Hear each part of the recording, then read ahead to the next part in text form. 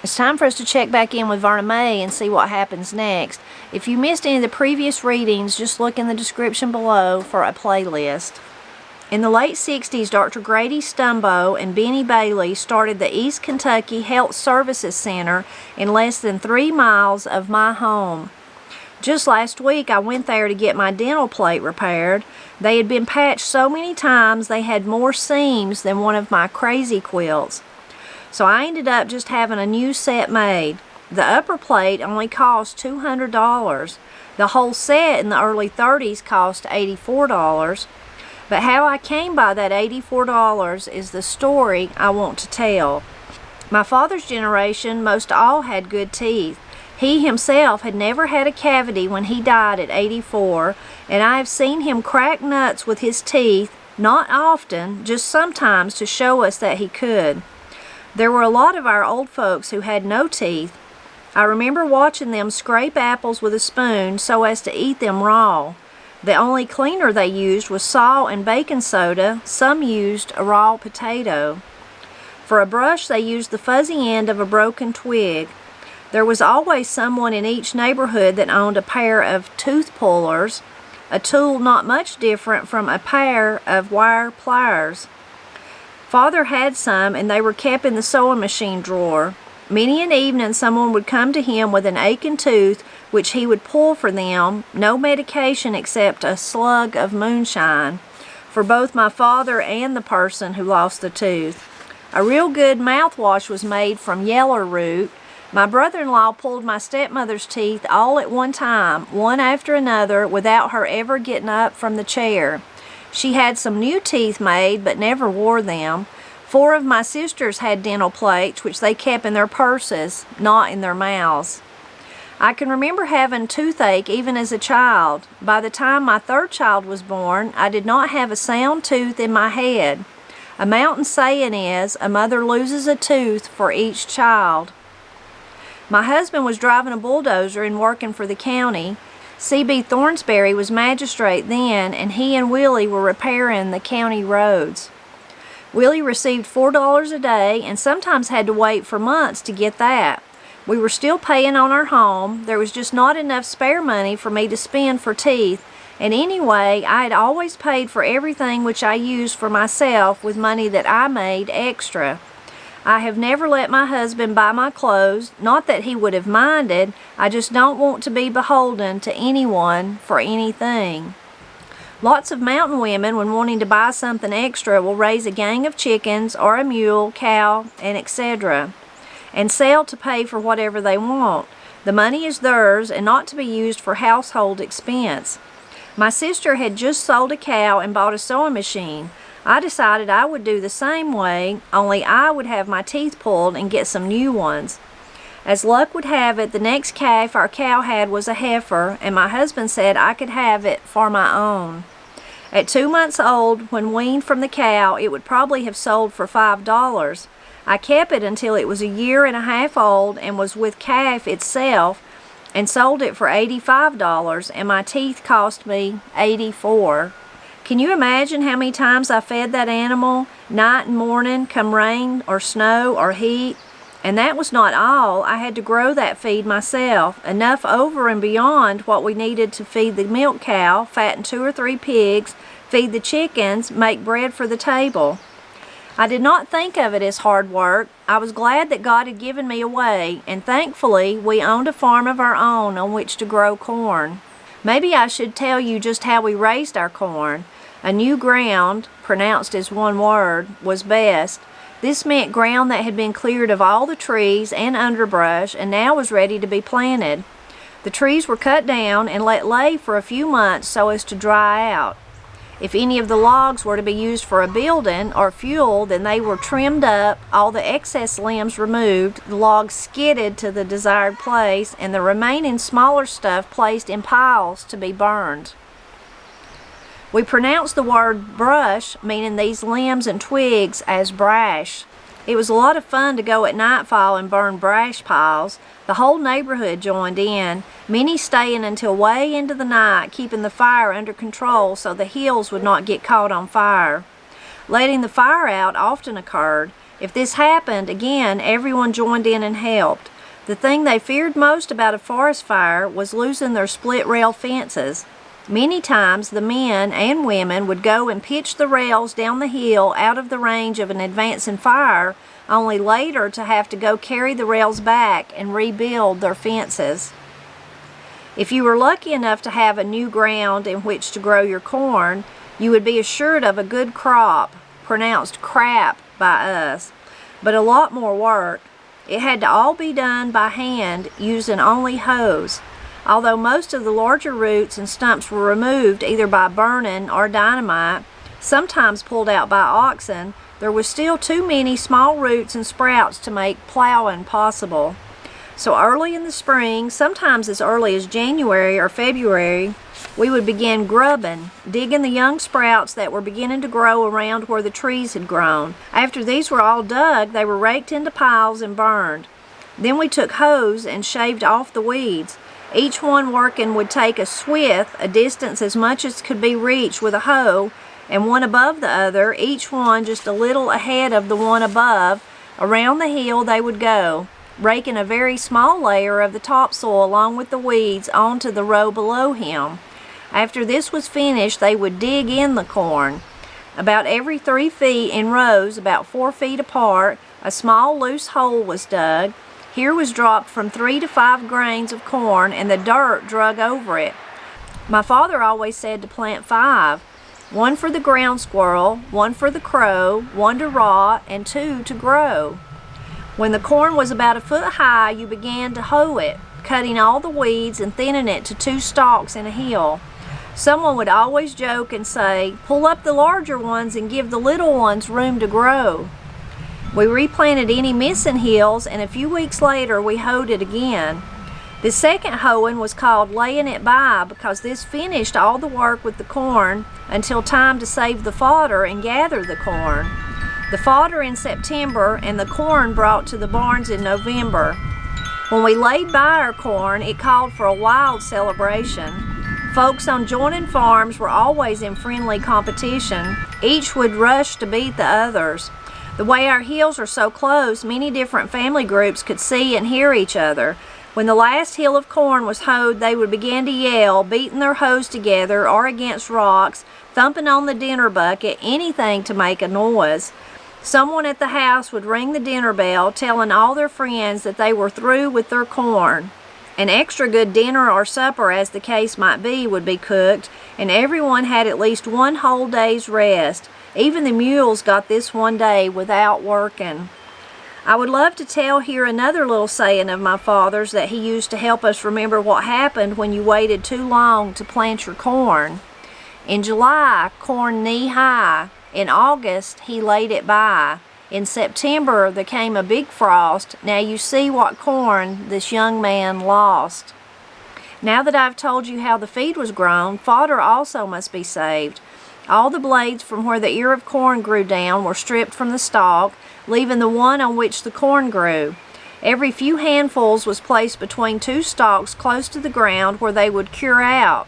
After a few days, these would be tied into bundles and stacked in a shock or hauled to the barn.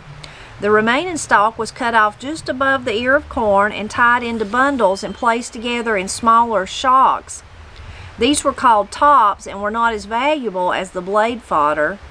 The tops were usually fed to the cows and the rest kept for the horses. Taking care of fodder was one work I could never do. I now know I was allergic to the smell. I did not know what was wrong then. I just knew I always got sick when I pulled fodder or cut tops, but it never seemed to bother me once it was cured out and I could help put it away. We had no dentist in Knott County at that time, so I went to Dr. Messer's at Garrett in Floyd County, about 30 miles away. I got one of my nieces to come the night before I was planning on going. She stayed with the children for me. I walked 2 miles to the post office and caught a ride on the mail truck over to the Garner post office. There I got a taxi. After seeing the dentist, I got another taxi back to Garner, hoping I would be in time to connect with the mail truck on its return to Caney. Sometimes I missed. If I was lucky, I might hitch a ride with someone coming my way. If not, then I had 6 miles to walk. I had 8 teeth pulled each trip, then 3 or 4 more trips for the fitting. But all of this, what I remember that I dreaded most was having to endure the smell of that awful old cigar that Dr. Messer kept in his mouth. I've always thought, does anyone who smokes realize how much they are causing the non-smokers to endure? I've seen and heard so many say, is it all right if I smoke? And all the time they are preparing to do just that, knowing good and well no one is going to say, please don't. The one who smokes has a choice. He can smoke or not. But the rest of us have to put up with foul-smelling air, and there's nothing we can do about it.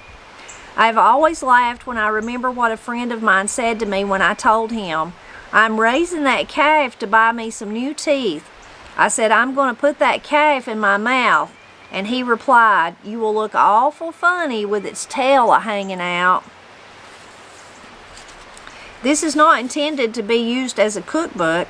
Our mountain folks did not use recipes in written form. They learned from each other, mother teaching daughter. I only want to tell as much as I can about the different foods we grew and how we prepared and put them up for winter use. Also some of the superstitions concerning food. Apples were the most used fruit. Almost every home had several apple trees growing in the yard. They furnished shade as well as food, also a place for the chickens to roost.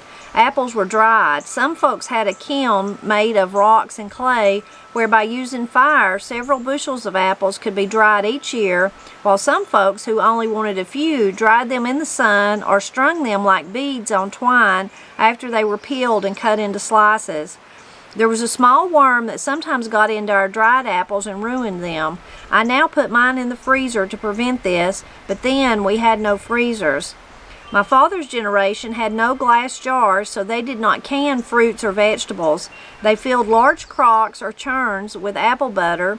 When boiled down very stiff and sweetened with molasses, it would keep fresh for many weeks. Big barrels were filled with smoked apples. A few holes were made in the bottom of the barrel so the juice would run out, then filled up a few inches with apples which had been pared, sliced, and the core removed. On top of these was placed a dish in which a small amount of sulfur was slowly burned. By placing a heated piece of iron into the dish, a quilt over the top kept the smoke from escaping. Next day, another layer of apples and another amount of sulfur was burned, and so on until the barrel was full. The sulfur gave the apples a little off flavor that took a little getting used to, but was supposed to be good for you.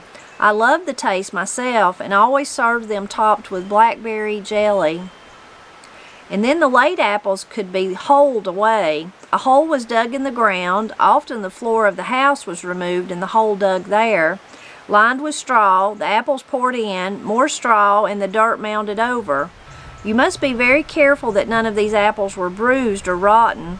Some were kept in barrels, each wrapped separate in a piece of paper. Sweet potatoes were also kept this way.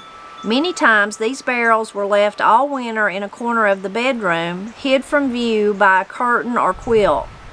Apples were fried, made into pies and dumplings. Peaches were canned in syrup. We had a small peach which was called a clingstone, meaning the stone could not be removed as the others could.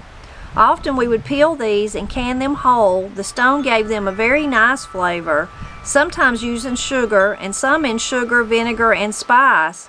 We had a few pears, and I remember my sister Frances had a quince tree. Some folks, not many, had cherries and plums, but almost everyone had a gooseberry patch, and strawberries were found wild in many places. We picked and canned huckleberries and raspberries, but the most used were the blackberries. From these we made jelly and jam. Dumplings were made by bringing the sweetened cooked berries to a boil and dropping in fist-sized balls of biscuit dough. Berry sauce was a breakfast dish.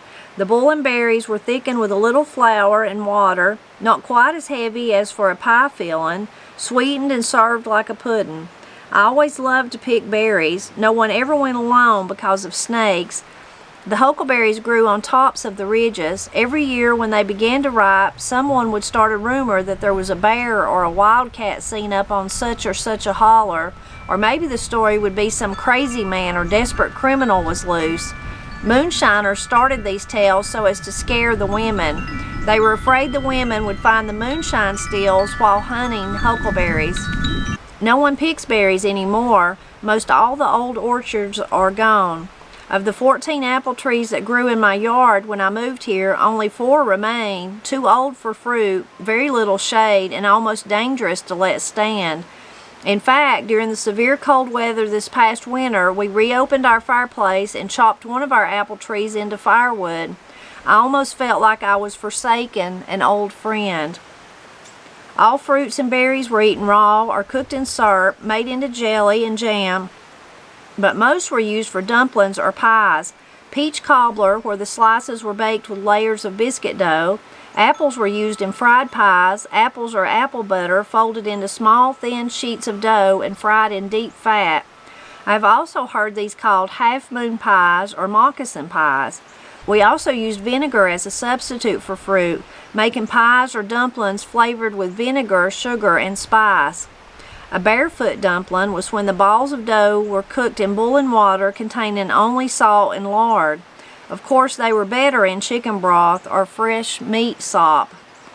We grew corn for feed and bread, but we also used it as a vegetable, canning it and pickling it in brine salt water for winter use, while the kernels were still young enough to be soft. Pickled corn is good fried in a little sugar, but best of all is to eat it as a snack, sitting around the fire at night and biting it directly off the cob. Gritted bread, probably from the word grater, was made from young corn. A gritter was made by driving holes in a piece of tin, maybe an empty peach can, with a nail, then fastening the tin to a board. The ears of corn were rubbed over the sharp edges made by the nail holes to make the meal. If the corn was young enough, there was no water needed to be added, just a little salt and baking soda baked in a greased pan. Eaten with sweet milk, it was a meal in itself. You can use corn to grit until it gets old enough to shell from the cob. After the juice or milk on the inside of the grains begins to dry, the meal requires water added to make a soft dough before baking.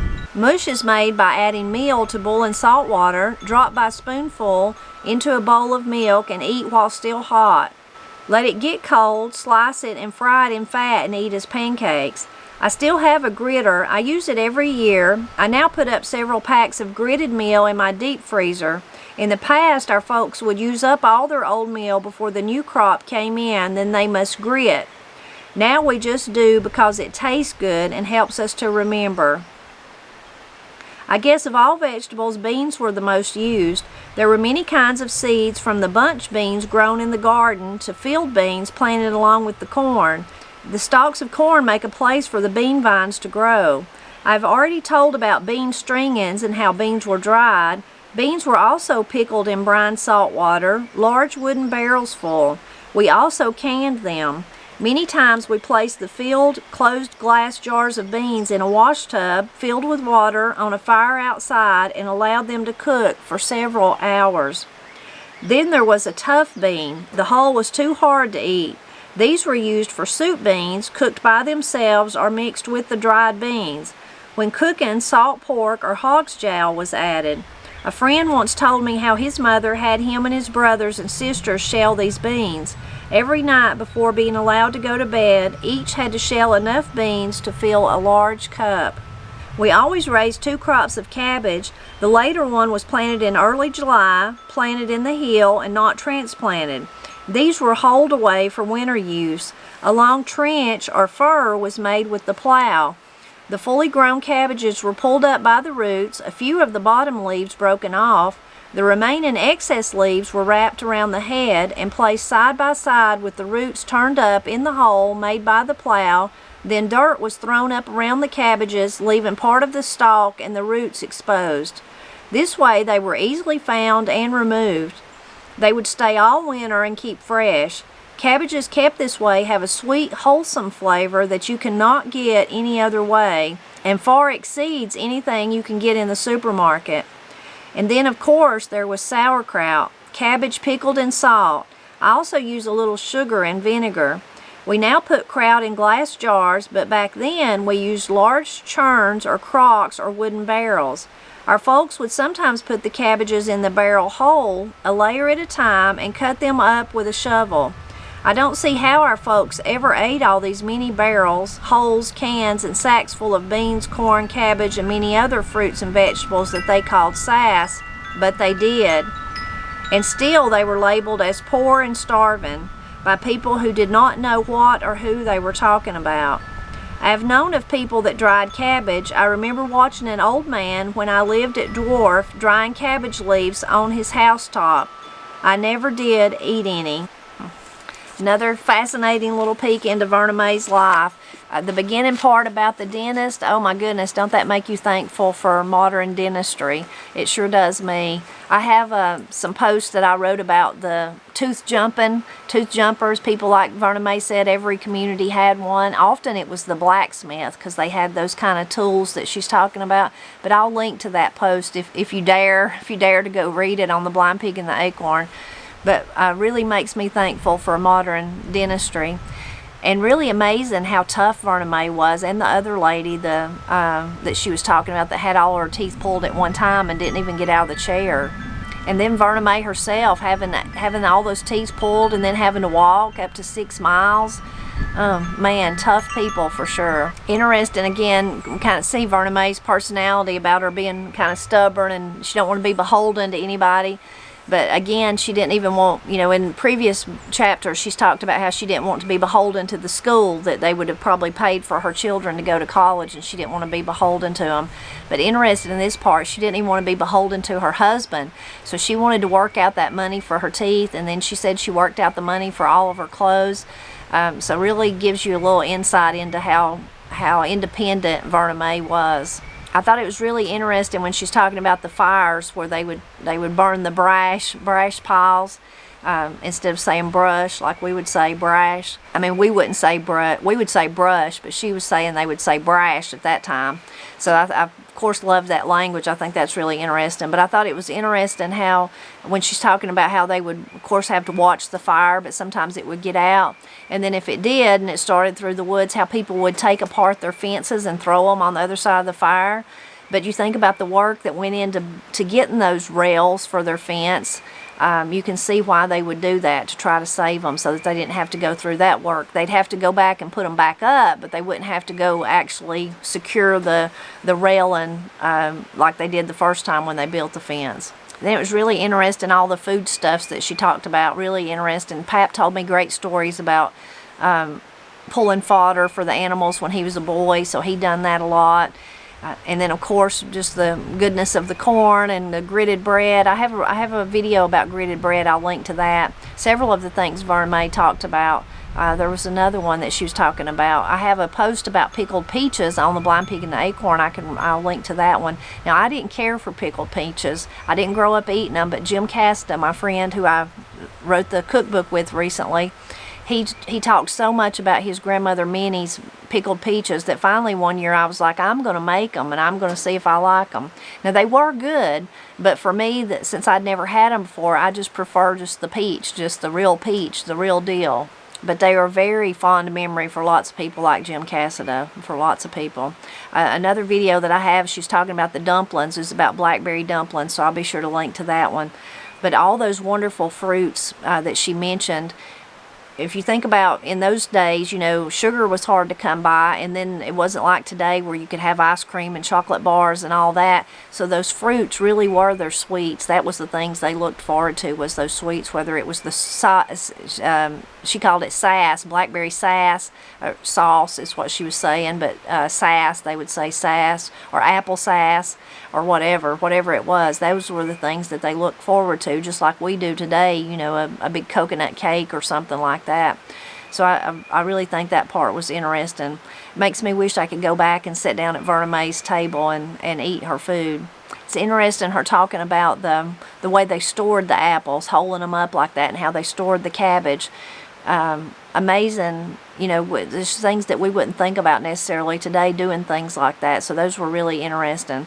I've had several people tell me over the years that when their family stored apples, they had, like Verna Mae saying, they had several apple trees, so they had a huge harvest each year, and they would store them to eat on in a variety of different ways, in addition to making applesauce and apple jelly and apple butter and all those things. But that was kind of the children's job, was ever so often to go and go through the apples and pull out any that was bad or soft or looked like they were about to go bad, and then the family would eat those. Maybe the mother would make applesauce or something with them, but by doing that they kept the rest of the apples from going bad.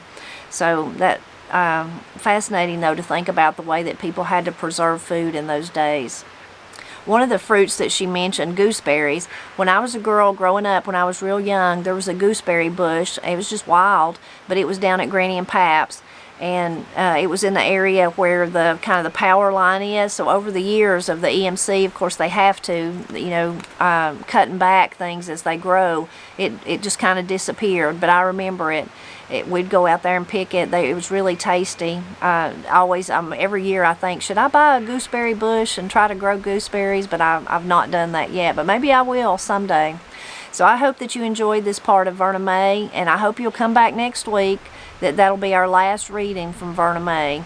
So we've come to the end of the book. I just have one more reading, and I hope you've enjoyed it as much as I have, and I hope that you'll be sure to drop back by for that last reading.